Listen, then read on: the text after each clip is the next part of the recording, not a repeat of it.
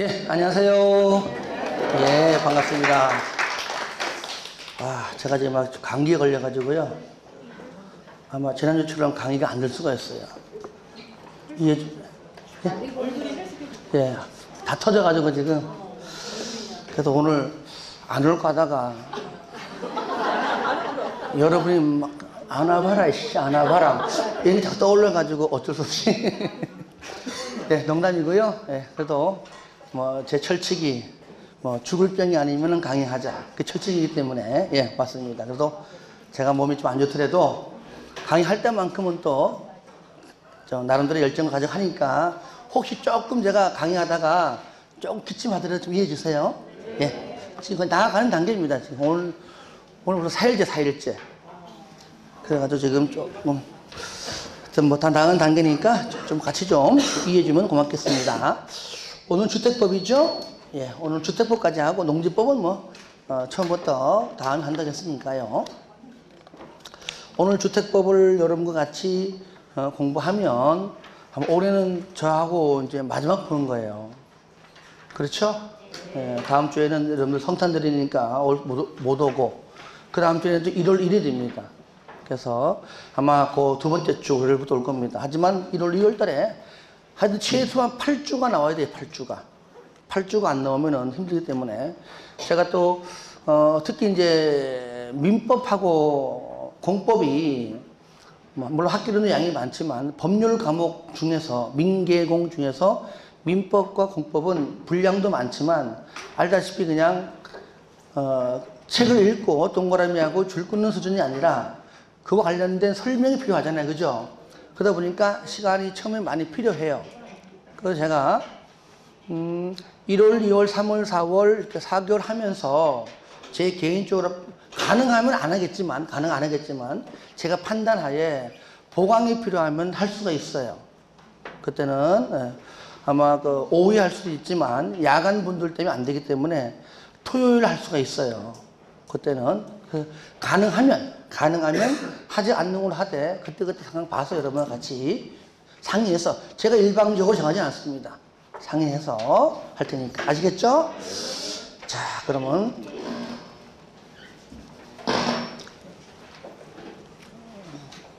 그렇죠? 지금 막 자, 428페이지입니다. 표 보시기 바랍니다. 먼저 우리가 이제 주택법은 건축법에서 빠져나온 법률이다. 그렇죠? 예. 주택법에 있는 모든 주택도 건축물입니다.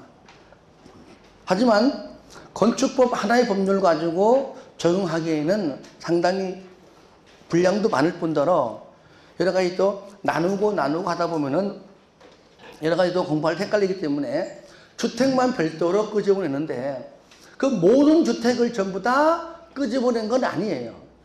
일부 주택도 건축법 적용받아요. 아시겠죠? 다만 20세대가 안 되는 것까지만 건축법이에요. 아시겠죠? 그러니까 여러분들 다가구 주택이라고 하는 우리 흔히 말하는 원룸이라고 말하고 있는 다가구는 얼마까지? 19세대까지. 그러니까 19세대는 다른 말로 하면은 20세대 미만과 같은 말이잖아요. 그죠? 20세대 미만은 20이 포함되지 않는 거니까. 미만과 이하, 이상과 초과 알잖아요. 그죠? 예. 그래서 그러면 흔히 볼 수 있는 원룸촌에 가서 19세대 이하인 원룸 건축물들, 일명 우리가 배운 다가구 건축물은, 다가구 주택은 무슨 법 적용한다고요? 건축법이에요. 그러니까 주택이라고 100% 전부 다 주택법은 아니고 좀 소규모 주택까지, 그러니까 주택을 뺀 나머지 모든 건축물은 건축법인데 이 학원 건축물도 건축법이지만 주택도 너무 많지 않느냐. 조그만 건축물은 그냥 건축법으로 하자. 그 기준이 얼마라고요? 19세대 이하. 그러면 20세대 이상은 일단은 뭐라고요? 주택법으로 일단 가는 겁니다. 근데 주택법을 공부하면서도 일정 부분 이런 것들은 그냥 건축법으로 가가 좀 나올 겁니다. 앞으로 배우다 보면. 예. 자, 그러면 먼저 주택법은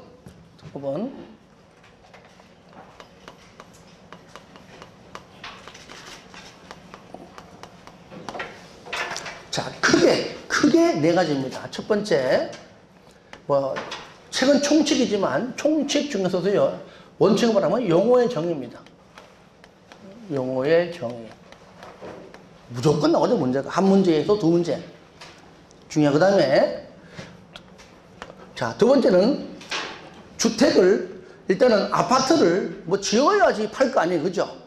그 다음에 이제 주택의 건설 파트고요. 주택의 건설. 일반적으로 주택 그러면은 단독과 공동을 다 말하는 겁니다. 우리가 여기서 제가 설명을 아파트라고 일명 공동주택이라고 표현하지만 단독도 포함되는 겁니다. 하지만 단독주택은 일반적으로 건설해서 분양해봤자 타산이 맞아 안 맞아? 안 맞으니까 안 할 뿐이에요. 똑같은 대지 안에 여기다 아파트를 20층 이상짜리 몇 개를 짓는 게 낫지. 단독주택을 몇 개 지어서 그 한 채에 수십억에 팔 수 없는 거잖아요. 그러니까 단독, 공동 다 되는 겁니다. 하지만 일반적으로 현실적으로는 거의 공동 중에서도 아파트를 주로 건설할 뿐이다. 그러니까 주택을 건설했습니다. 건설하게 되면 분양, 그죠? 분양하는 걸 뭐라 그러죠? 주택의 공급. 그죠? 공급할 때. 그러니까 건설할 때도 내용이 많이 나올 겁니다.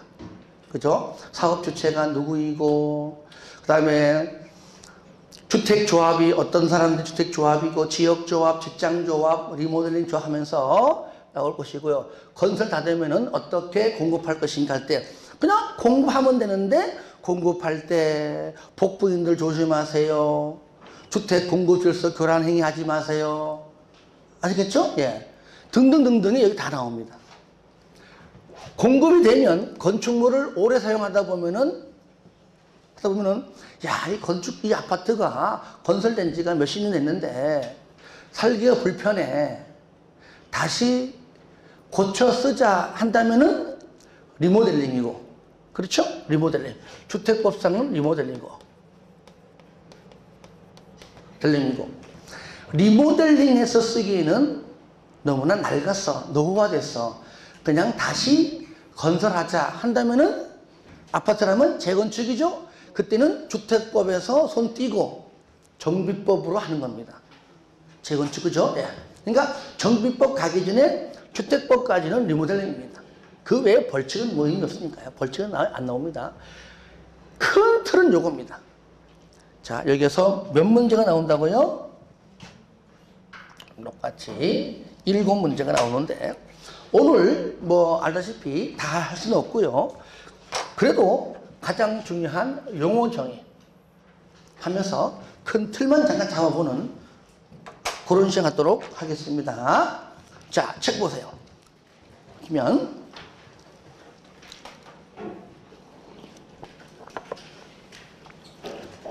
먼저 1절 됐고 2절 용어의 정의. 자, 1주택. 그 보니까 용어 정의가 양이 많죠, 그죠? 그러니까 여러분이 자, 하나, 둘, 셋, 넷, 5페이지, 6페이지 있잖아요, 그죠? 여러분이 출제자라고 한다면 여기서 문제를 안 낼 수가 없잖아요, 벌써. 짧게 한 문제, 많게는 2문제까지 낸다는 얘기는. 근데 막상 해보면은 어렵지 않습니다.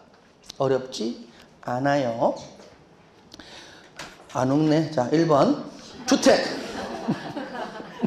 1번 주택. 세대의 구성원이 장기간 독립된 주거 생활을 할 수 있는 구조로 된, 뭐 구조는 어떤 주거의 형태를 말하는 겁니다. 건축물의 전부 또는 일부 및 줄 거 보세요. 건축물의 전부가 되었던, 건축물의 일부가 되었던, 또 있습니다. 뭐까지? 부속 토지가 중요하죠.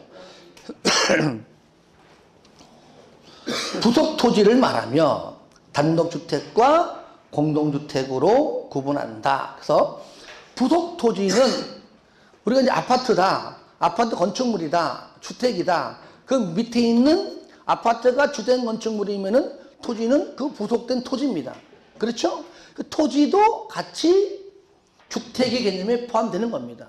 아시겠죠? 그래서 부속 토지는 제외한다라고 잘 나와요, 시험에.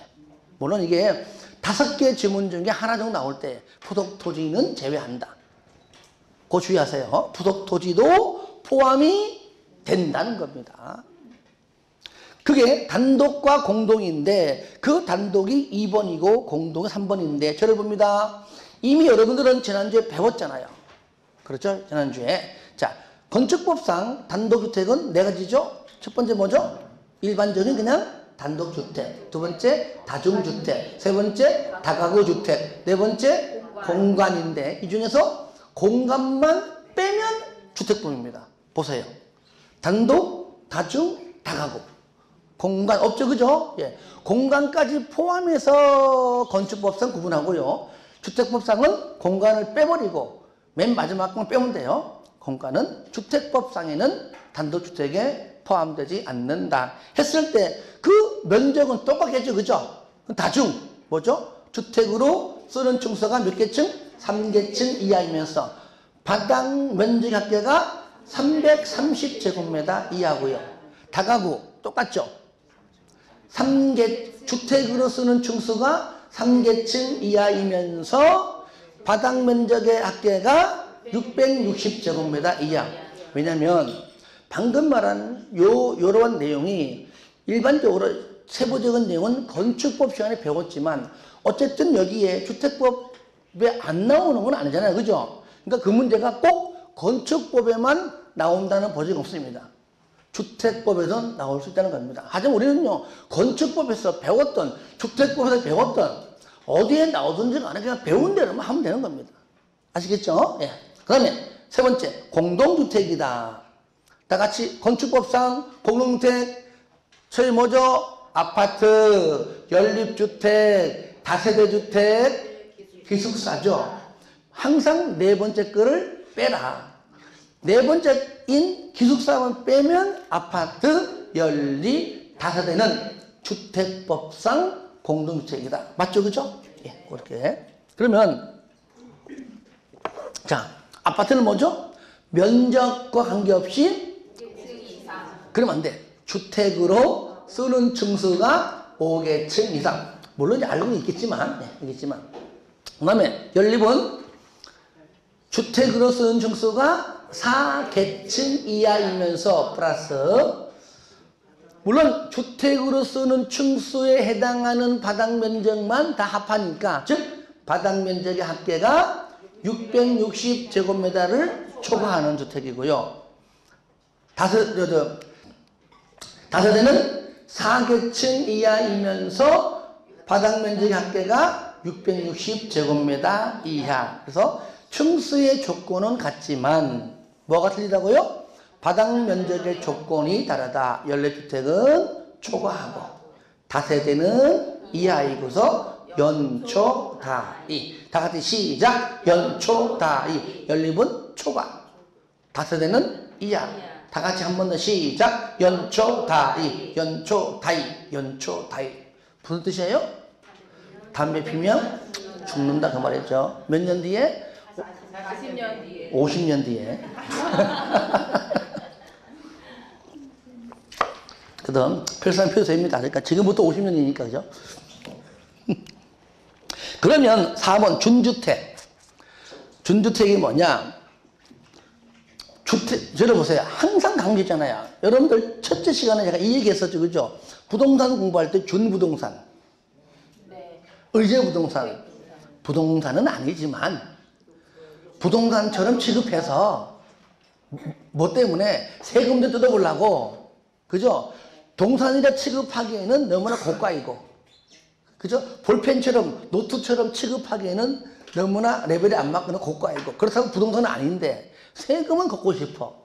그래서 굳이 갖다 붙인 게 뭐라고요? 준부동산. 부동산에 준해서 부동산에 의지해서 비스무리하게 내가 좀 세금 좀 걷어보겠다. 그런 뜻입니다. 쉽게 말하면. 근데 그런 식으로 법에 쓰면 안 되기 때문에 그냥 나름대로 그냥 좋은 말 쓴 겁니다. 그러면 얘는 뭐냐? 준주택은 뭐냐? 일단은요, 우리 흔히 말하는 단독과 공동주택에 해당하지 않아요. 그런데 사는 거 보면은 주택처럼 사용하고 있어요. 잘 보세요. 예를 들어가지고, 여러분들, 여기 광명도 있을 건데, 오피스텔. 그죠? 오피스텔은 원래는 건축법상 업무시설입니다. 아직 안 배웠지만 여러분들 29개 건축물의 용도 있죠? 거기에서 우리가 왜 단독 공동 했잖아요. 그 1종, 2종 하면서 끝에 뭐 야영장까지 했잖아요. 그죠? 그 중간에 보시면 오피스텔은 무슨 시설이라고요? 주택이 아니에요. 뭐라고요? 사무용. 응? 사무용. 그러니까 업무시설. 무슨 시설요? 업무시설. 아니, 이거 틀린 거 아니에요. 그 중간에 그런 말 나와요. 그러니까 오피스텔은 오피스텔 들어갔다고 숙박시설도 아니고, 하지만 주택도 아니에요. 근데 막상 가보면은요, 원룸 비슷하게 주택처럼 대부분 사용해요. 그렇잖아요. 그죠? 분명히 주택 아닙니다. 단독 아니에요. 공동 아니에요. 건축법상 업무시설입니다. 근데 업무시설로 쓰는 곳도 있지만, 실질적으로 현관문으로 딱 들어가면 원룸 구조랑 거의 똑같잖아요. 진짜 그 안에만 있으면 다 원룸이라고 착각할 정도로 쓴단 말이죠. 그러한 것들을 주택에 준해서 관리를 해야 되겠다라고 만든 것이 뭐라고요? 바로 준주택이에요, 준주택. 따라합시다. 기숙사. 기숙사가 건축법상에는 공동주택인데 주택법상은 뭐라고요? 준주택이에요. 준주택. 다 같이 따라합니다. 기숙사. 그 다음에 다중생활시설. 다 같이 시작. 다중생활시설. 다중생활시설을 굳이 하나로 내가 여러 개 중에서 하나로 끄집어내서 예로 든다면 먼저 말하기 전에 어떤 게 있을까요? 한번 생각해봐요. 고시원. 맞아요. 고시원 맞아. 너무 잘 알아. 뭐라고요? 고시원이 고시원.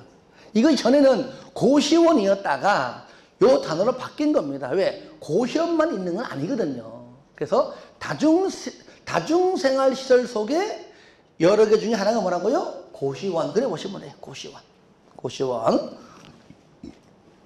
그 다음에 뭡니까? 노인복지주택. 노인복지주택, 막말로 노인들을 위해서 꼭 어떤 공동주택의 개념이 아닙니다.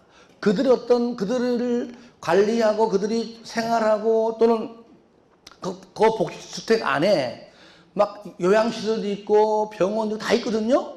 근데 막상 들어가면 뭐 아파트랑 별 차이 없어요. 그리고 최근에 보면은요, 편법이지만, 물론 불법일 수도 있어요. 편법이지만 노인복지주택에 노인보다 젊은 사람이 더 많이 살아. 보니까요. 근데 이게 분명히 뭔가 있을 것 같은데, 불법은 아닐 건데 분명히 편법일 겁니다. 뭐 가령 내 말이 뭐 꼭 맞는 건 아니지만은 그냥 노인에 해당하는 분이 그 주택을 분양받아 가지고 손자 손녀 니 살아라 한다면 뭐 할 말 있어? 솔직한 얘기로. 예. 하여튼 간에 이런 일반 아파트, 일반 주택은 그 아파트 안에 요양시설, 뭐 병원, 간호사, 의사 없잖아요. 없는데 진짜 말 그대로 어르신들을 위한, 노인들을 위해 만든 건데, 물론 생활은 편법이 있겠지만 실질적으로 가보니까 거의 뭐 일반 아파트랑 별 차이 없더라. 안 되겠다. 혹시 알아? 화재 시에 여러 가지 불상사 시에 다치면 안 되기 때문에 일반 공동주택, 즉 그런 주택과 좀 밀접하게 좀 준해서 관리가 필요하겠다, 그런 뜻입니다. 아시겠죠? 그 다음에 마지막 오피스텔입니다. 자, 네 가지 다 같이 시작. 기숙사, 다중생활시설, 노인복지주택, 오피스텔. 한 번 더 시작. 기숙사, 다중생활시설, 노인복지주택, 오피스텔. 외우는 것이 아닙니다. 근데 이런 것들이요, 단독 문제로 나올 수도 있어요. 다음 중 준주택이 아니고 나온다니까요. 그러니까 단독 문제로 나왔지만 안 나오면요, 5개 지문 중에 하나씩 나오기 때문에 이런 거 공부할 때는 무조건 외우려 하지 마시고 객관식이니까 앞으로 저랑 계속 반복적으로 하시면 되겠습니다. 그 다음에 이제 국민주택, 요건 제가 한번 써보겠습니다. 국민주택이다.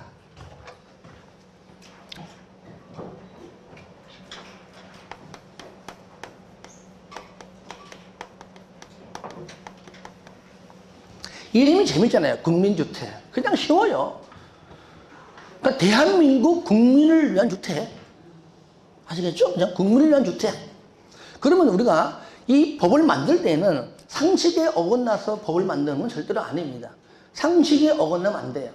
그러면 저를 보세요. 그 국민들이 주로 사는 주택이 어떤 주택일까? 거기에 부합을 해야 국민을 위한 주택인 국민주택이 되겠죠. 최소한 대형주택은 아닐 겁니다. 그렇죠? 예, 대형주택. 일반적으로 서민을 위한 주택을 한다면은 우리가 기본적으로 중소형 주택입니다. 소형 주택이라고 말하기에는 그렇잖아요. 만약에 대중소가 있는데 서민들이 그러면 다 소 살면은 안 되잖아요. 중소. 그러니까 우리가 이름을 표현합니다. 국민주택 규모 이하. 여러분 책에 줄 거 보세요. 거기 한번. 여기 나오죠. 그죠? 다음의 어느 하나에 해당하는 주택으로서 국민주택 규모 이하이다. 뭔 주택 규모? 규모 이하이다. 여기 참 재미있는 표현입니다. 그럼 여기 국민주택 규모가 뭐냐? 그 내용, 그 다음 칸이 있는데, 자, 거기, 그러니까 파란 걸로 되어 있는 부분을 내가 중요하기 때문에 해놓은 겁니다. 아시겠죠? 예. 그거 보시면, 먼저, 저를 봐요. 아까 얘기했듯이, 항상 공동주택만 있는 건 절대로 아닙니다. 단독도 있습니다. 법률적으로 단독도 똑같이 지붕 빨갛게 해가지고 분양할 수 있습니다. 근데 현실적으로 이 현대에서는 그 단독주택 분양이 어울리지가 않고 분양해봤자 분양이 될는가도 의문스럽고 타산도 안 맞고 같은 평수에 20층 올리면은 수천원 버는데 거기다가 단독 짓는다고요? 안 짓지요. 하지만 법률적으로는 되어 있다는 얘기예요. 저거는. 그러면 자 단독이건 자 이럽시다. 1호 또는 1세대당 여기서요 1호, 2호, 호가 단독주택을 세는 단위입니다. 그래서 1호는 뭘 말하는 겁니까? 단독이고요. 세대는 공동주택을 세는 단위는 세대입니다. 1호 또는 1세대당. 이 말은 단독주택이건 공동주택이건 그 뜻입니다. 아시겠죠? 세대당. 그러니까 여러분들 원룸이 1물 1등기입니다. 이 원룸 5개가 있는데 A 거, B 거, C 거 다 적어요. 아시겠죠? 그러면 그 자체가 하나에 하나. 아시겠죠? 하나. 하나지만 호수로 들어가면 101호. 그러니까 등기 하나지만 101호. 아시겠죠? 자, 이거 보세요. 주거 전용 면적인데, 주거 전용 면적. 얼마? 85제곱미터 이하까지가 그러니까 일반적으로 이제 앞으로 계속 배우겠지만 공용 면적은 해당하지 않아요. 현관문 열고 딱 들어가는 그 안에 있는 면적이죠. 물론 안에 있는 면적 중에서 주거전용 면적에서 제외하는 면적이 일부 있지만 일반적으로 계단이나 복도 공동으로 사용하는 공유 면적 있죠. 공용 면적은 해당하지 않습니다. 어디에 포함되지 않죠? 여기 주거 전용 면적이에요. 그래서 우리가 아까 전에 중소형인데 중형주택을 나누는 기준이 85예요. 지난번에 한번 했을 건데 보시면 85제곱미터. 여러분들이 한 32평형 정도의 아파트 사는 분들은 등기부 등본을 띄면은 85 내지는 85보다 84로 돼요. 84로. 왜? 사람이라는 것이 오차가 있잖아요. 오차가. 그러니까 솔직히 84나 85나 차이가 없어요. 일부러 85인데 84로 하기도 해요. 일부러. 그래서 85고요. 이것이 평수로 따지면 얼마죠? 0.3025 하면 한번 해보세요. 꺼내보면 괜찮아요. 해보세요. 해봐요. 내가 머리에 있는 걸 적는 것보다도 휴대폰 꺼내 해보세요. 괜찮습니다.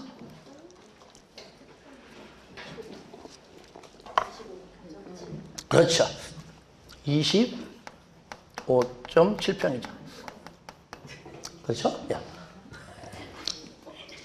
여러분들이 32평이라고 이제 거짓말 하고 있죠. 그죠?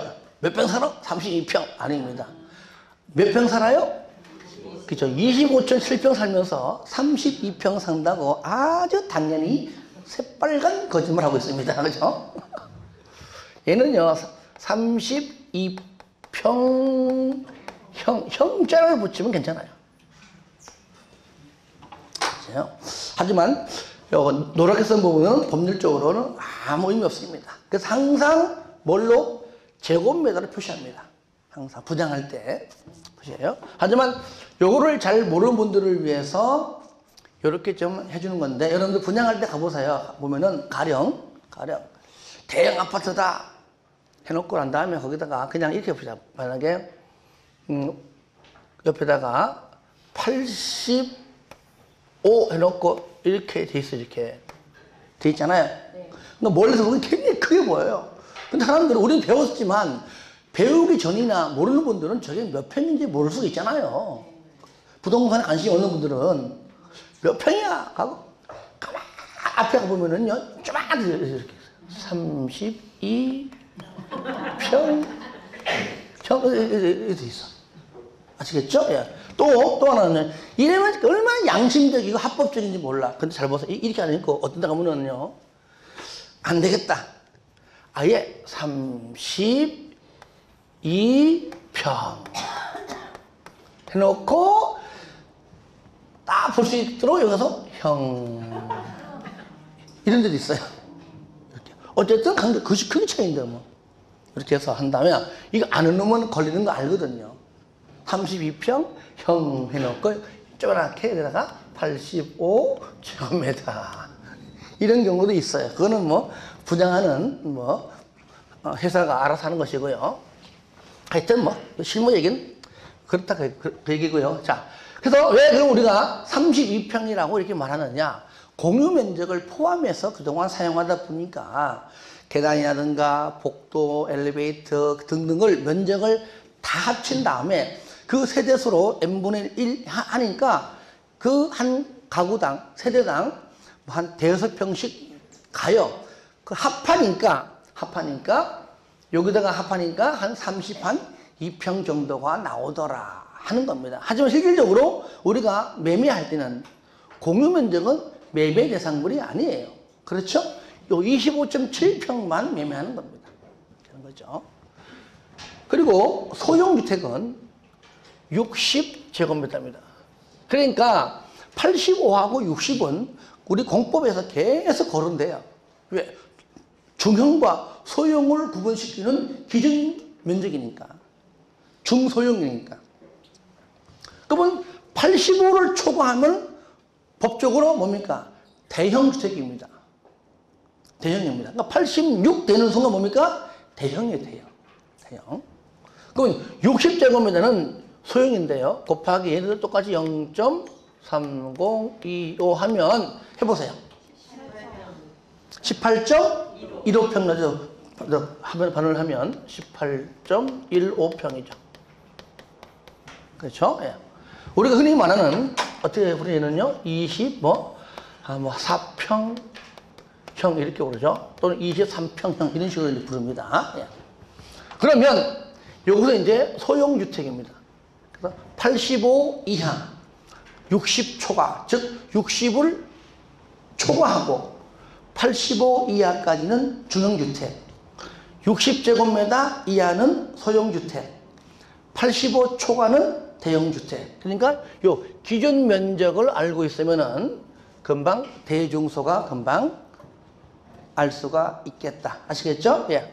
그러니까 방금 말한 것처럼 여기 주거 전용 면적이 일단 얼마라고요? 85제곱미터 이하이다. 그 얘기하는 겁니다. 그거. 그러니까 국민을 위한 주택이 최소한 대형 주택은 아니다. 그 얘기죠. 무슨 얘기입니까? 중소형 주택이다. 그다. 잠깐 책 보겠습니다. 두 번째 칸 내가 먼저 볼게요. 6번 국민주택 규모 주거의 용도로만 쓰이는 면적, 즉 주거 전용 면적이라고 하는데 1호 또는 1세대당 뭐라고요? 85제곱미터 이하인 주택. 그러니까 101호, 102호, 103호. 만약에 이 건축물 등기부가 하나이다. 아하, 다가구다. 그러면은 그때는 1호, 2호 이래 부르고, 공동주택이다. 세대별로 전부 다 등기가 나눠져 있다. 그때는 뭡니까? 1세대, 2세대. 그러니까 아파트를 우리가 세대별 이름을 쓰는 겁니다. 세대별.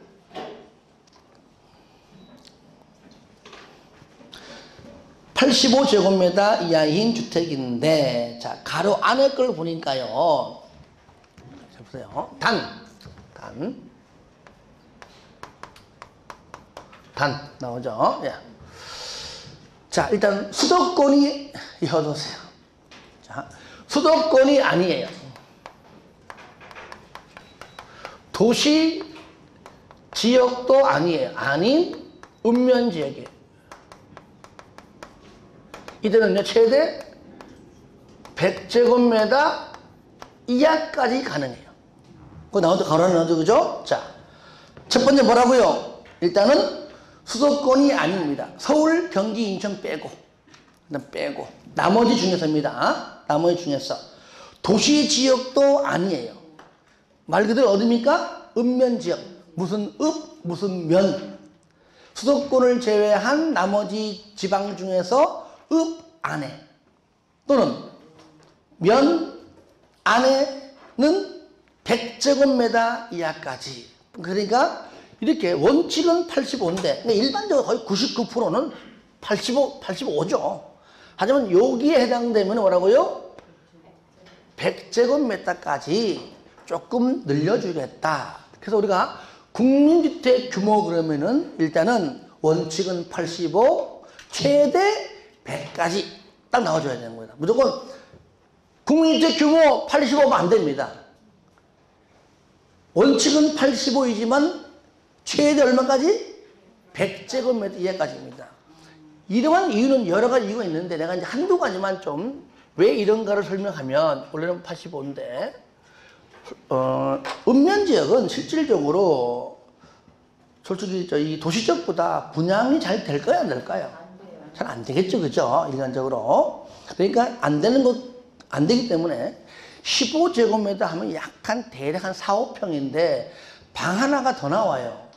그렇죠? 그러니까 방 하나가 더 나옴으로 인해 가지고 전체 세대 수를 일단 좀 줄일 수 있는 효과가 있어요. 그렇죠? 어차피 분양이 잘 안 되니까 세대 수를 줄이는 효과가 있고, 두 번째, 아무래도 읍면 지역은 좀 시골적이니까 핵가족보다 대가족화 되는 경우가 많으니까 방 하나가 더 생김으로 인해 가지고 그 지역의 특성에 맞는 주택이 나온다는 거예요. 그렇죠? 예. 그러니까 여러 가지 이유가 있지만은 주택법적으로 얘기하면 방금 내가 말씀드린 것이 거의 맞다 그래 보시면 됩니다. 하여튼 간에 그렇게 여러분이 좀 이해를 좀 하시기를 바라고요. 그러니까 다시 5번 국민주택입니다. 그러니까 방금 말한 국민주택 규모 이하인 주택, 방금 말한 요런 주택을 뭡니까? 건설을 한다. 이게 바로 뭡니까? 국민주택이다. 원칙은 85, 예외 최대 100제곱미터 이하까지 가능하다. 그럼 도대체 건설을 누가 하느냐? 첫 번째 따라해 볼까요? 국가, 지자체, 토주공, 지방공사. 자, 뭐요?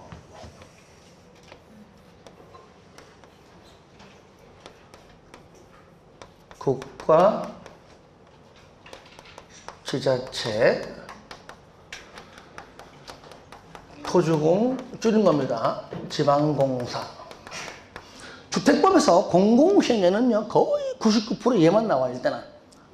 조금 다른 게 나와도 내가 이걸 그냥 맞출 겁니다. 예.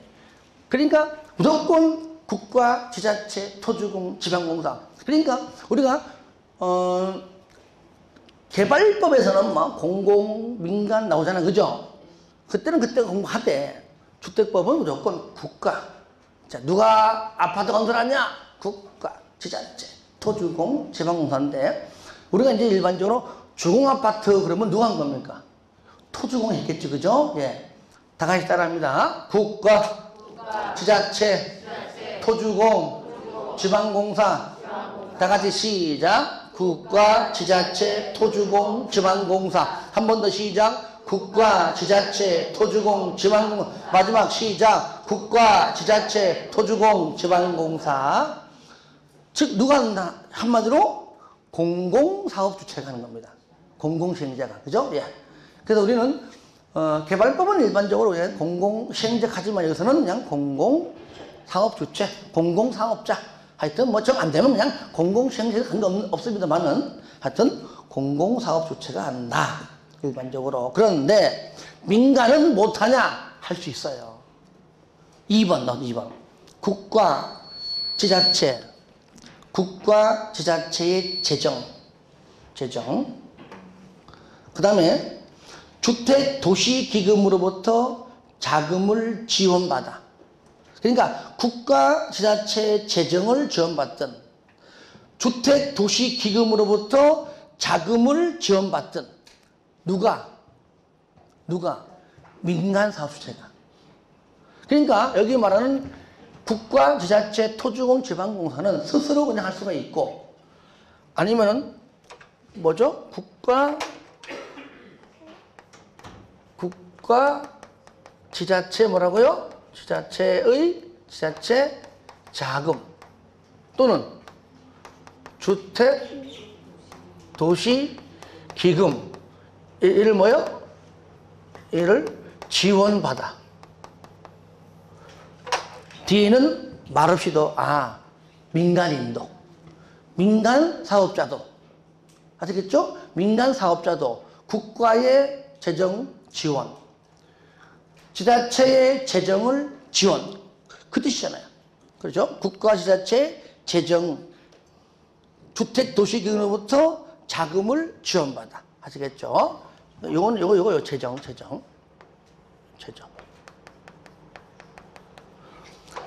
그러니까 국민주택은 항상 공공사업주체만 건설하는 건 절대로 아니다. 민간도 얼마든지 자금을 지원받아.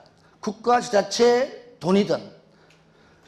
여러분들 주택도시기금은 뒤에 배우지만 국민주택을 건설하려고 미리 모아놓은 돈이 있어요. 아시겠죠? 그 자금을 지원받아. 민간 사업자도 얼마든지 국민주택을 건설할 수가 있습니다. 그래서 시험에 잘 나오는 부분입니다.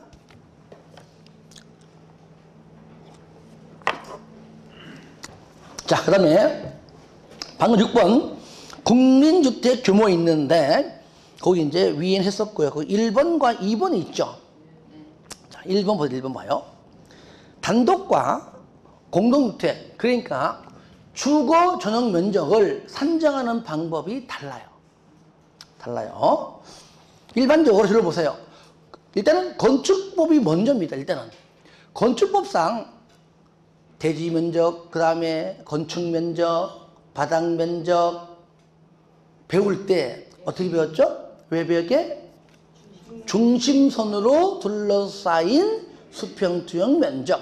그 외벽에 중심선 그어서 그 안쪽 면적이죠. 그러면 일반적으로 주택은 중심선 안쪽 면적이라 그러면 되는데 책 보세요.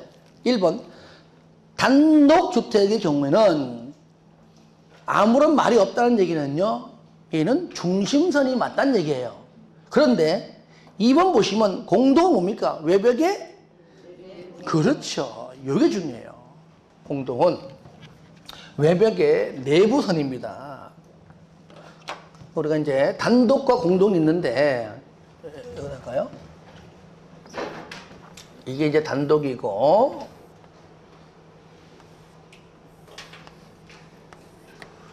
공동이다.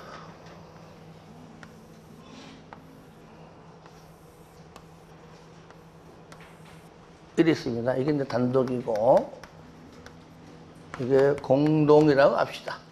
그러면 단독은 아무런 말이 없다는 얘기는 얘는 똑같이 뭡니까? 외벽의 중심선, 이 안쪽의 면적이 주거 지정 면적이라면 얘는 뭐라고요? 안쪽 이거요. 그래서 우리는 일반적으로 실무하면은 공동주택의 주거 전용 면적은 안목치수이다 그래요.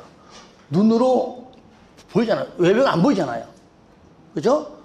눈으로 보는 딱 안쪽. 이게 만약 주택이 되면 안쪽 선 쫙 눈으로 보이잖아요. 근데 중심선은 안 보이잖아요. 우리는 안목치수 이렇게 얘기하는데 물어볼게요. 그럼 똑같이 현재 단독주택도 현재 면적이 얘도 현재 85제곱미터이고 공동도 현재 85제곱미터라고 법적으로 돼 있다면 실질적으로 어느 것이 더 넓은 면적이죠? 예? 그렇죠. 그러니까 똑같은 면적인데 단독주택 가면 왜 좀 작아 보인다는 느낌 느껴지죠? 왜? 그 주거 전용 면적 산정 방법이 다르니까 그러는 거예요. 왜? 85인데 거실이 우리 아파트는 일반 아파트처럼 생겼지만 단독 가면 뭔가 좀 작은 듯한 느낌이 들어요. 왜? 외벽의 중심선까지니까 실질적으로 눈에 보이는 안목지수는 85가 안 된다는 얘기잖아요. 그래서 같은 면적이라도 단독주택이 공용주택보다 면적이 작다는 겁니다. 작아요. 그래서 시험에는요, 얘도 외벽의 중심선이라고 나오기 때문에 그거 주의해 주시는데, 자, 그러면 거기에 단독주택에서 하나 보겠습니다. 1번 단독주택 경우 그 바닥에서 지하실 그다음에 본 건축물로 분리된 창고, 차고, 화장실의 면적을 제외한다. 그러니까 방금 말한 면적은 주거 전용 면적 산정할 때 단독주택일 때 면적에서 빼버립니다. 그러니까 전체 면적이 뭐 얼마였든지 간에 전체 면적이 나왔다면 그 면적에서 또 지하실 있어? 지하실 면적 빼. 두 번째, 창고 있어? 창고 면적 빼. 차고 면적 빼. 화장실 면적 빼. 단 창고, 차고, 화장실은 뭡니까? 본 건축물과 분리된. 그러니까 주택 안에 있는 안방에 붙어있는 화장실, 거실에 붙어있는 화장실을 포함시킵니다. 쉽게 말하면은 우리 어릴 때 보통 어릴 때 보면은 단독주택 다 살았고 화장실 어디 있습니까? 밖에 있으니까 밖에 가기 싫어가지고 요강 썼지, 요강. 그죠? 기억납니까? 그러니까 떨어져 있는 거, 마당에. 꼭 보면은 꼭 밤 춥고 깜깜할 때 꼭 오줌 매러워. 아시겠죠? 그런 거 떨어진 거. 떨어진 것들은 왜? 이런 것들은 단독주택일 경우에만 나오는 거잖아요. 그러니까 그 주택과 약간 떨어진 옆에 있는 마당 끝에 붙어 있는 창고. 아시겠죠? 마당 옆에 있는, 즉 주택가 옆에 있는 차고, 또 화장실 면적 이런 것들 뭐라고요? 예, 뺀다. 그러니까 이래 보시면 돼요. 이 주택의 주거 전용 면적이 얼마냐? 그러니까 옆에 차고, 창고, 화장실. 너는 주택하고 거리가 머네? 버려. 왜? 난 주택을 물어봤지 너는 안 물어봤거든. 버려. 아시겠죠? 이렇게 보시면 돼요. 단 주택에 포함되어 있는 것 중에서 유일하게 그 주된 건축물에 있는 지하실 뺀다 안 뺀다? 빼는데 단 조건, 그거 파랗게 된 거잖아요. 거실로 사용되는 면적은 제외한다. 무슨 말입니까? 만약에 지하실이 거실로 사용한다면은 면적의 포함을 시킨다 그 말이잖아요. 그렇죠? 그러니까 지하실을 무조건 다 빼는 거 아닙니다. 그런데 지하실 딱 내려가니까 거실이야. 다시 말하면은 지하실을 흔히 말하는 주거 목적이 아닌 다른 목적이라면 빼는데 딱 가니까 거의 주거 목적이야. 여러분들 거실의 단어가 거실이 아파트 거실만 말하는 것이 아니에요. 여러분들 아파트 다 들어가잖아요. 들어가면은